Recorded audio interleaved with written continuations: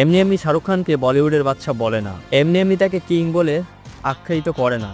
কারণ কেন বলছি, রিসেন্টলি মুফাসা রিলিজ হয়েছে, তো সেখানে মুফাসা 3 দিনে ওয়ার্ল্ড ওয়াইড কালেকশন 1034 কোটি। Can you imagine? আর এইদিকে আল্লু অর্জুনের পুষ্পা 2, যেটা কিনা ইন্ডিয়ান ফিল্মের সমস্ত রেকর্ড ভেঙে দিয়েছে, 19 দিনে 1635 কোটি ইনকাম করেছে।